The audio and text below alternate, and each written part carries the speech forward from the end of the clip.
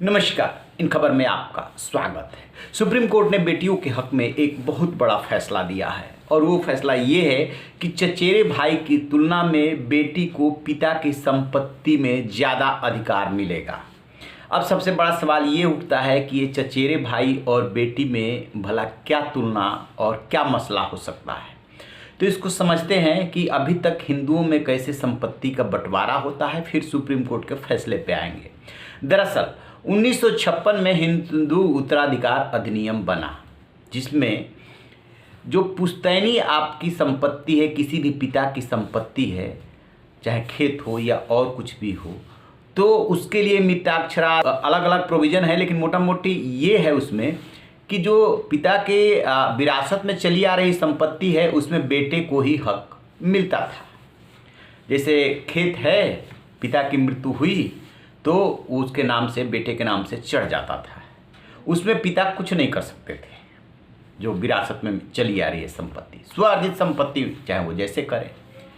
अब ये व्यवस्था लंबे समय तक चलती रही, लेकिन 2005 में आकर के इस कानून में संशोधन किया गया और बेटियों को भी बेटे के बराबर विरासत वाली संपत्ति में भी अधिकार दे दिया गया। जैसे खेत में बेटियों का भी नाम चढ़ेगा, लेकिन उसमें एक डेडलाइन रख दी गई कि यदि पिता की मृत्यु 9 सितंबर 2005 से पहले हो गई हो तो लागू नहीं होगा। चलिए, 9 सितंबर 2005 के बाद यदि पिता की मृत्यु होती है तो उसकी बेटी को मिलेगा। ये चलता रहा। 2020 में फिर एक मामला सुप्रीम कोर्ट के सामने आया, तो सुप्रीम कोर्ट ने कह दिया कि नहीं, 9 सितंबर वाली जो डेडलाइन थी उसको खारिज कर दिया।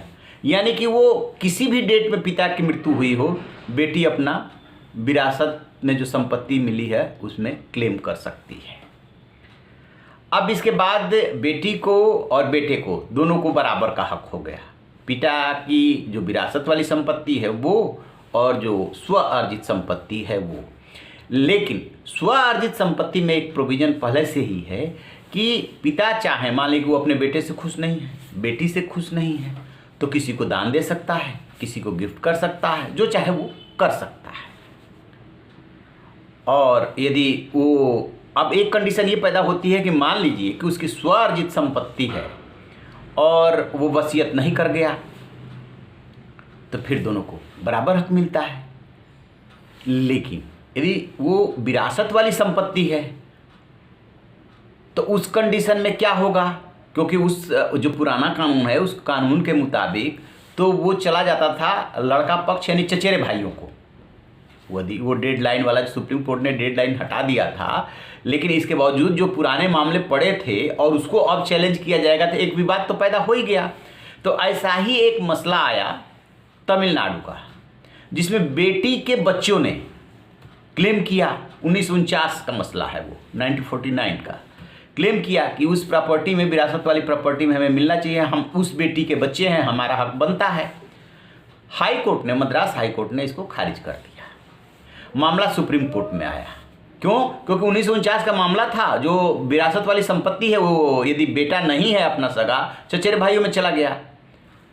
तो सुप्रीम कोर्ट ने अब ये लैंडमार्क फैसला दिया है कि एस अब्दुल नज़ीर और कृष्ण मुरारी की पीठ ने कि नहीं, 1949 का मसला हो चाहे जब का मसला हो, चचेरे भाई से ज़्यादा बेटी का अधिकार है उस संपत्ति में। यानी कि अब एकदम क्लियर हो गया कि जो भी पुश्तैनी विरासत वाली संपत्ति है उसमें बेटा बेटी दोनों का बराबर अधिकार है, और यदि बिना वसीयत किए हुए डेथ हो जाती है तो फिर बेटी का पूरा अधिकार वैसे ही है, चचेरे भाइयों वाली कैटेगरी में नहीं जाएगी। बेटी का ज़्यादा अधिकार है चचेरे भाइयों की तुलना में, और वो भी बैक डेट से। तो ये सुप्रीम कोर्ट का बेटियों के हक में बहुत बड़ा फैसला है। एक बार फिर स्पष्ट कर दूं, स्व अर्जित संपत्ति कोई भी हिंदू व्यक्ति किसी को भी दे सकता है। ये चाहे तो बेटे बेटी में बराबर बांट दे, चाहे तो किसी को गिफ्ट कर दे, चाहे तो किसी को दान कर दे, कुछ भी कर दे, किसी संस्था को दे दे। और जो विरासत वाली प्रॉपर्टी होती है उसको वो वैसे नहीं कर सकता जैसे कि स्वार्जित संपत्ति करता है। उसमें 2005 में आके बेटे और बेटी दोनों को बराबर का हक दे दिया गया था, लेकिन 9 सितंबर की डेडलाइन रखी गई थी जो 2020 में खारिज कर दी गई। अब इसके बाद सबसे बड़ा सवाल ये है कि जो पुराने मामले हैं और चचेरे भाइयों में वो प्रॉपर्टी चली गई है, उसका कोई बेटा नहीं है, फिर उस स्थिति में बेटी के बच्चे भी क्लेम कर सकते हैं और चचेरे भाइयों को जो मिली हुई है प्रॉपर्टी वो आ जाएगी बेटी के बच्चों के पास। तो ये रहा बेटियों के हक में फैसला। रहिए ना बेखबर, देखते रहिए इन खबर। Thank you. इन खबर चैनल को सब्सक्राइब करें।